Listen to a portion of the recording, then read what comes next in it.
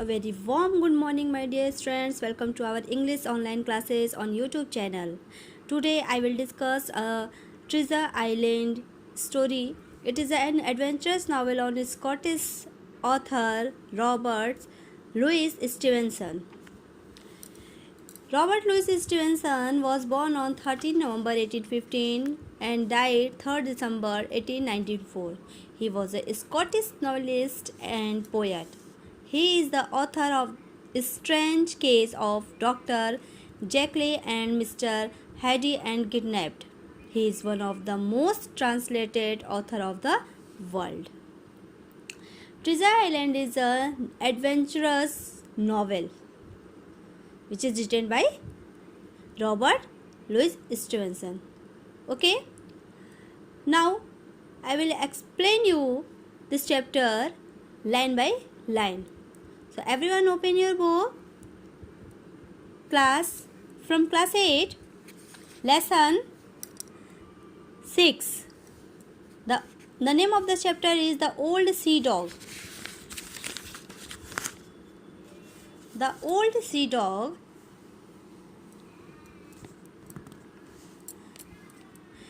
This is an extract from Treasure Island, a classic tale about a treasure hunt. The hunt began in a quiet countryside in Scotland. ये जो extract है, story है, ये treasure island पर एक खजाने के द्वीप के आइलैंड पर बेस्ड है, जो एक क्लासिक टेल एक कहानी है ट्रेजर हंट, ट्रेजर की खोज, खजाने की खोज के बारे में. The hunt began in a quiet countryside in Scotland. यह कहानी शुरू हुई, यह खोज शुरू हुआ एक countryside it means is the lodge, जिसे इनको लॉज भी कहते हैं, स्मॉल होटल कह सकते हैं, जिसमें लोग रुकते हैं, रहते हैं, जो स्कॉटलैंड में है. Read on to find out about a brown skinned seafarer with अ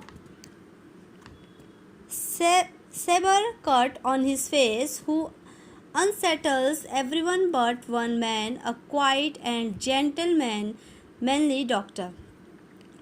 इससे पढ़ना है और फाइंड आउट करना है आपको एक भूरे किस्म के व्यक्ति के, भूरे रंग के व्यक्ति के बारे में, जो एक नाविक है, विथ अ सेबर कट, एक कट के निशान के साथ, जिसके फेस पर एक कट का गहरा निशान है. Who unless everyone but जो who unsettles, जो अनसेटल है everyone से, सभी लोगों से अनसेटल्ड है, लेकिन वन मैन, एक व्यक्ति जो क्वाइट भी है, जेंटलमैन डॉक्टर भी है.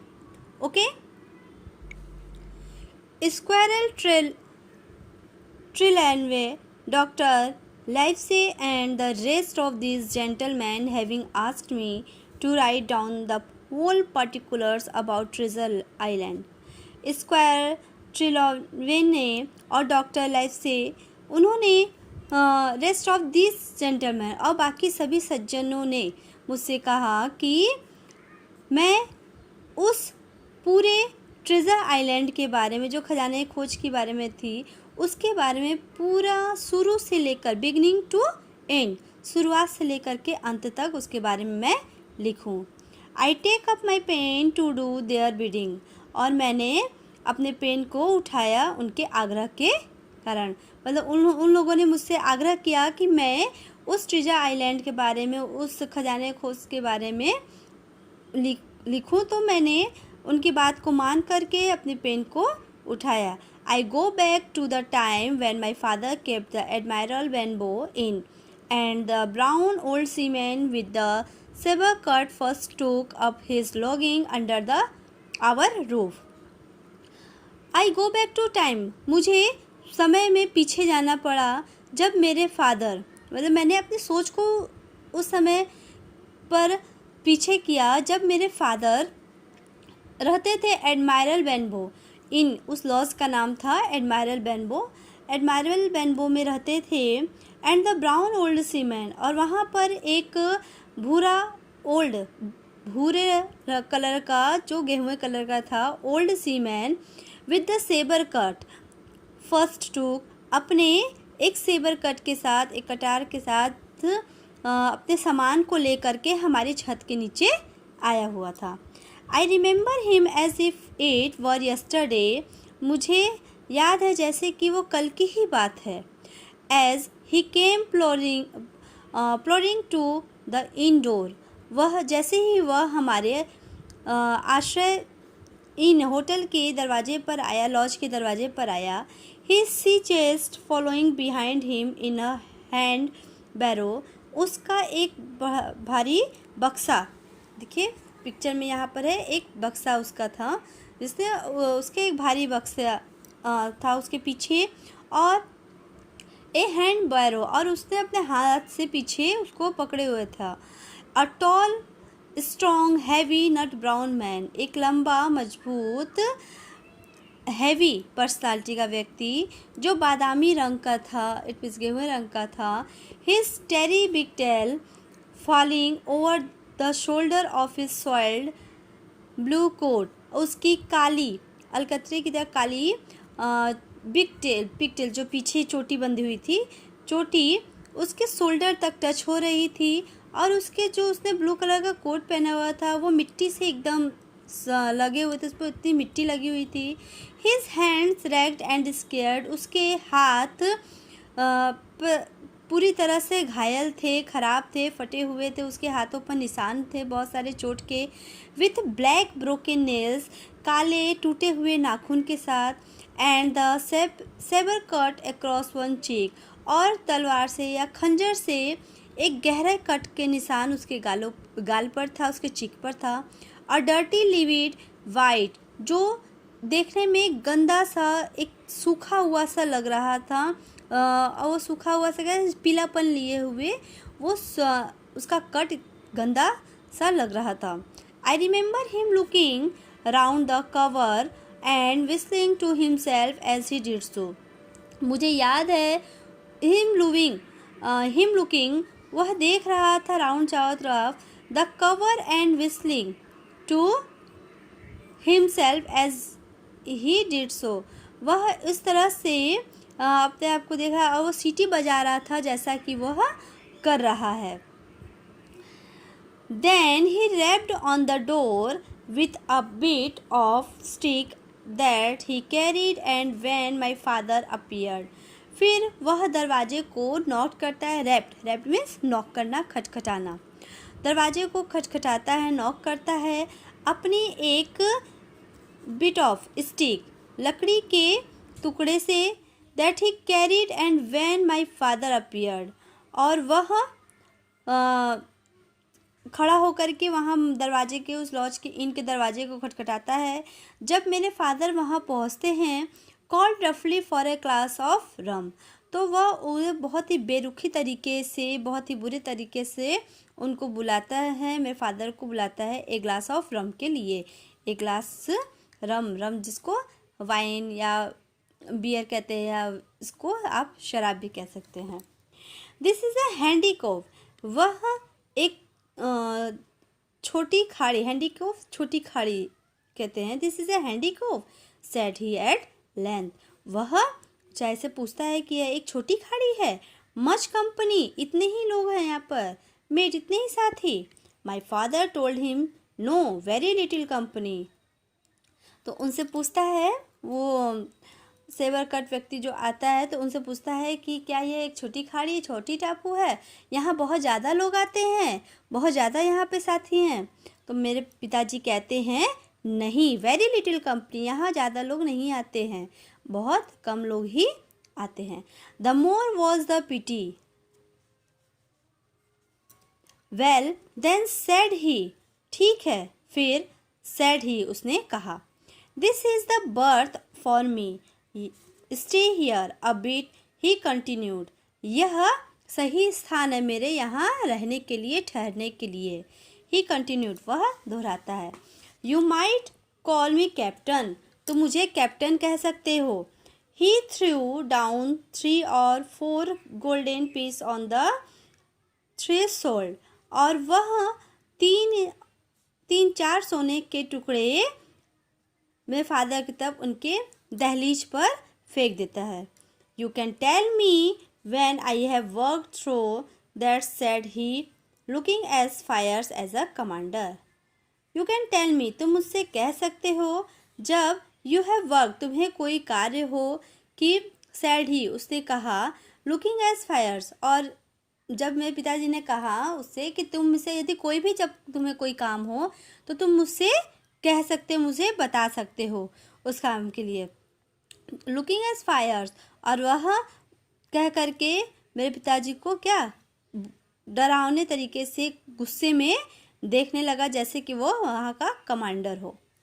ही was a very silent man by custom. देखने से वह व्यक्ति बहुत ही शांत लग रहा था। All day he hung around the cove और upon the cliffs with a brass telescope. पूरे दिन वह ऊंची round the cove, hung round the cove, वह पूरे दिन क्लिफ, चट्टान पर अपने ब्रास टेलीस्कोप के साथ, पीतल के टेलीस्कोप के साथ पूरे दिन ऊंची खाड़ी पर खड़ा होकर के देखता ही रहता। All evening he sat in a corner of the parlour next to the fire and drank rum and water. और हर शाम को वह एक कॉर्नर पर बैठ जाता, पार्लर के जहाँ पर शराब दिया जाता था, उस पार्लर के किनारे बैठ जाता, बार के किनारे, और वहाँ बैठ करके वह रम और वाटर पीता। Mostly he would not speak when spoken to. ज़्यादातर वह किसी से बात नहीं करता जब उससे कोई बोलता। Only look up sudden and Fyers and blow through his nose like a foghorn, and we had, and the people who came about our house soon learned to let him be. केवल वह उन्हें, जब भी कोई उससे बोलने की कोशिश करता, बात करने की कोशिश भी करता, तो वह उन्हें गुस्से की नज़र से देखता और अपने नाक से इस तरीके की आवाज़ निकालता, जैसे गुस्से से रोर करता, अपने नाक से आवाज़ निकालता, जैसे कि कोहरे की, फॉग की हॉर्न, कोहरे की सायरन सिटी की आवाज़ हो रही है। और सारे व्यक्ति जो वहाँ पर आए रहते हैं वह अपने घर जल्दी चले जाते हैं, वहाँ पर ज़्यादा देर रुकते ना। Every day when he came back his stroll be would ask if any seafaring man had gone along the road. Every day, हर दिन जब वह अपने स्टॉल के साथ, छोटी गाड़ी के साथ वह वापस आता, ही वुड आस्क, तो वह पूछता कि if any seafaring man had gone, कि कोई इस रास्ते से, कोई नाविक जैसा दिखने वाला व्यक्ति इस रास्ते से गया है। At first we thought it was the want of company of his own kind that made him ask this question. पहले तो मैंने यह सोचा कि वह अपने लिए, अपने जैसा एक व्यक्ति अपने साथी के रूप में चाहता है, और मैंने उससे क्वेश्चन पूछा। But at last we began to see he was desirous to avoid them. लेकिन फिर मैंने देखा कि वह बिगेन टू सी, वह फिर मैंने देखा कि ही वॉज, वह केवल उसको ढूंढ रहा है, ऐसे व्यक्ति को वो ढूंढ रहा है, और उसने मेरी बात को क्या कर दिया, अवॉइड कर दिया। ही हैड टेकन मी, और वह मुझे, he had taken me aside one day and promised me a silver 4 penny on the first of every month if I would only keep my eyes open for a seafaring man with one leg and let him know the moment he appeared. और वह मुझे एक किनारे ले गया और उसने मुझसे प्रॉमिस किया कि वह मुझे महीने की शुरुआत में, हर महीने की शुरुआत में मुझे 4 सिल्वर पेनी, 4 सिल्वर के चांदी के सिक्के देगा यदि मैं अपनी आँखें दरवाजे पर टिकाए रखूं, या उस ऐसे व्यक्ति के बारे में उसे बताऊं, ध्यान रखूं, यदि ऐसा व्यक्ति उसे दिखे नाविक की तरह जो एक पैर का हो, तो वह उसे आकर के तुरंत बताए, उसकी सूचना उसे तुरंत दे। जैसे ही वो व्यक्ति उसे दिखे, एक पैर का व्यक्ति, नाविक जैसा लगने वाला, तो उसे उस पल के बारे में आकर के वह बताए कि वह ऐसा व्यक्ति उसे दिखा है, और इसको बताने के लिए वह उसे, उस लड़के को, नरेटर को 4 सिल्वर के पेनी सिक्के भी देने के लिए तैयार हो गया. But thought I was so terrified by the idea of the seafaring man with one leg. लेकिन सोच करके I was so terrified, या सोच करके ही मैं terrified, it means afraid, यह सोच करके मैं बहुत डरा हुआ था. by the idea of the seafaring, ऐसे व्यक्ति के बारे में जो एक पैर का व्यक्ति था. I was far less afraid, और I was far less afraid to the captain, मैं कैप्टन से बहुत ज़्यादा नहीं डरता था. himself than anybody else who knew him, जो उसके बारे में जानता था, उसके बारे में मैं जानता था, मुझे ऐसा लगता था कि मैं उसके बारे में जानता हूँ अच्छी तरीके से, तो मुझे उससे डर उतना ज़्यादा नहीं लगता था. His story were what frightened, उसकी कहानियाँ बहुत ही डरावनी थी. People worst of all, अब व्यक्तियों को जो भी वो कहानियाँ सुनाता था वह उसकी कहानियाँ बहुत डरावनी थी, और वह व्यक्ति उसकी कहानी को सुन करके डर जाते हैं. ड्रेडफुल स्टोरीज देवर, उसकी ड्रेडफुल स्टोरी में रहते थे. क्या क्या चीज़ें उसकी डरावनी स्टोरीज में रहती थी? अबाउट हैंगिंग, फांसी के द्वारा दी गई मौत व्यक्ति को. वॉकिंग द प्लैंक, पटरे पर, उड़ेन लकड़ी पर चलना, पतले पटरे पर, लकड़ी के पटरे पर चढ़ना. एंड स्टॉर्म एट सी, समुद्र में स्टॉर्म, आंधी. ऐसी ऐसी डरावनी कहानियाँ वह बैठ करके इनमें सुनाता था. My father was always saying the in would be रूइन, मेरे पिताजी हमेशा कहा करते थे कि इन बर्बाद हो जाएगा.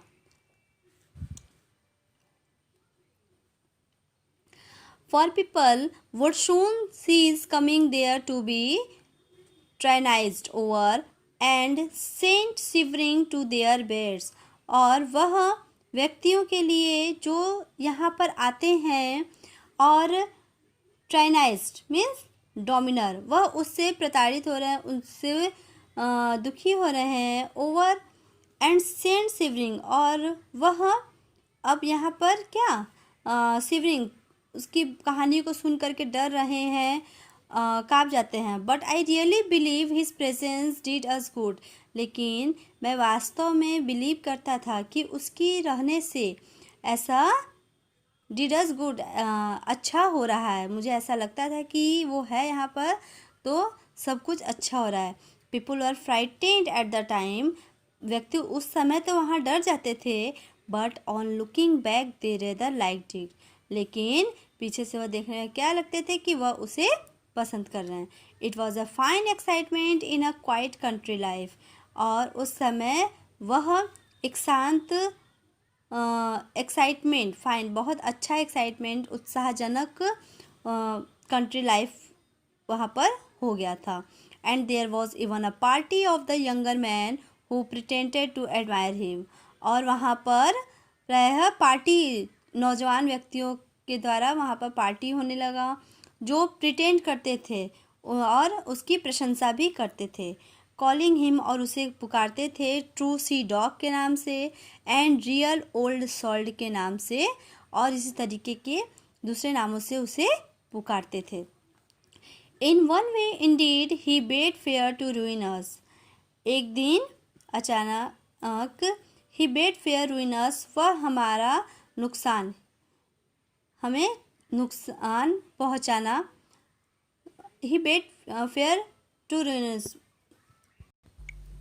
उससे हमारा नुकसान होने लगा.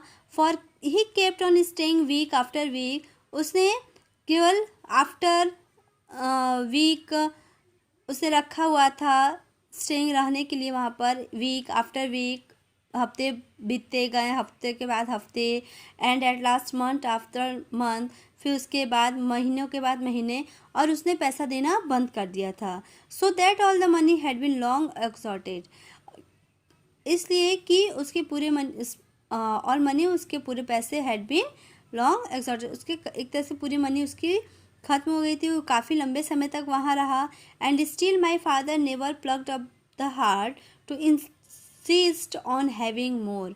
और मेरे फादर उसके किसी को भी बुरा नहीं बोलना चाहते थे, किसी को नुकसान नहीं पहुंचाया, किसी के दिल को चोट नहीं पहुंचाना चाहते मेरे फादर.